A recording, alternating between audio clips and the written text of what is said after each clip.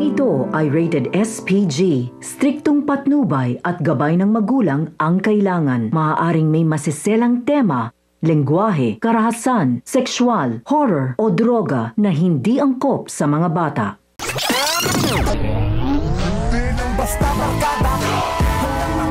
Sa wakas ay nakumbinsin na ni Tanggol sina Supremo na umanib sa kanila at nagkapatawaran na rin sila sa isa't isa. Ayon kay Supremo, tama si Tanggol, kinakailangan nila ng mas malakas na puwersa at tuto pa rin ni Tanggol ang sinabi niya sa kanyang mga kaibigan na magpapayaman siya at magpapalakas upang mailabas niya na ang mga ito sa selda at sa kanya itatama ang kanyang mga pagkakamali. Sa kabilang banda, isang bagong karakter ang ating makikilala, ngunit ito'y malaking palaisipan sa atin kung magiging kakampi o kaaway ito ng ating bida. Galit na galit naman si Olga nang malaman niyang pinagbabaril ang bahay ni na Bubbles ng mga di nakikilalang kalalakihan. Labis-labis nga ang kanyang pag-alala sa kalagayan ni Bubbles, kaya naman dali-dali niyang ipinahanap ito sa kanyang mga tauhan. Agad namang nakahalata si Emong na sinusundan siya, kaya naman agad niyang sinabi kina Jelly at Bubbles na mukhang nasundan siya ng mga tauhan ni Pablo.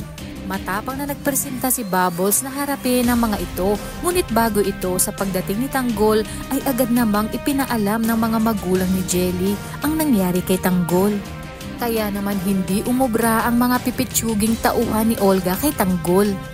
Bilang banda dahil sa hindi matigil na bangayan ni na Marites at Lena ay napag-isip-isip ni Rigor na ihiwalay si Lena sa kanila, ngunit itong si Lena ay hindi makakapayag sa kagustuhan ni Rigor. Kaya naman sinabi ni Marites na galingan umano ni Lena. Samantala nang mabalitaan ng mga Montenegro ang nangyari kay Pablo ay nagawa pa rin nilang makiramay sa kabila ng konting gusot tungkol sa negosyo.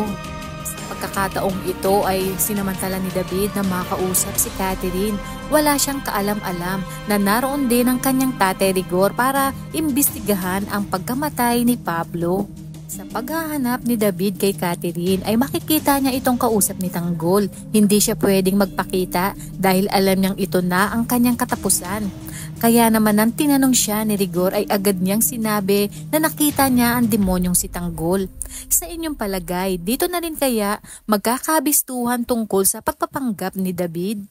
At ang muling pagkikita ni na Ramon at Tanggol.